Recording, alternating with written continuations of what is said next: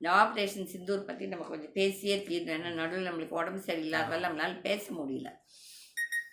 நான் ஆப்ரேஷன் சிந்தூர் வந்து கொச்சப்படுத்த மாட்டேன். ஏன்னா அது வந்து நம்மளோட இராணுவ வீரர்கள், அவங்க எந்த தவறும் செய்யலை. அதே மாதிரி அவங்க செய்தது கரெக்டு தான். போய் இந்த தீவிரவாதி கேம்ப்ஸ் அடித்ததும் கரெக்டு தான். அதெல்லாம் கண்டிப்பாக ஏற்கத்தக்கது, வரவேற்கத்தக்கது கிடையாது. ஆனால் அதுக்கு இந்த மோடி வந்து மார்பை தட்டிக்குது பாருங்கள், இதுதான் ரொம்ப அசிங்கமாக இருக்குது. இந்த மோடி யோசிக்கணும், இந்த தீவிரவாதிகள் வந்து கொண்டானுங்களா இல்லாட்டி இவனுங்களே செட்டப் பண்ணானுங்களா தெரியாது. ஏன்னா எந்த உலக நாடும் இதை ஏற்றுக்கல, எக்ஸப்ட் இஸ்ரேல் தவிர்த்துட்டு எந்த நாடும் நம்மளுக்கு சப்போர்ட் பண்ணி பெருசாக வரல.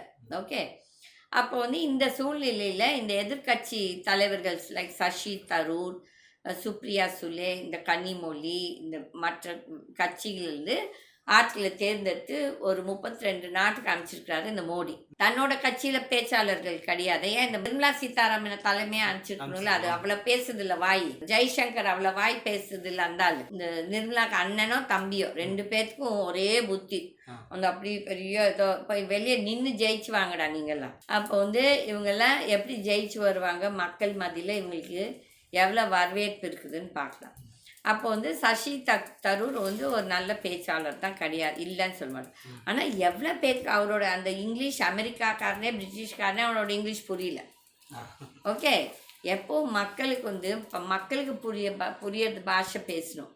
நான் பெரிய பிஹெச்டி படிச்சுட்டேன், நான் வந்து அதை வந்து டெக்னிக்கலாக பேசுகிறேன்னா பாமர மக்களுக்கு அது புரியாது.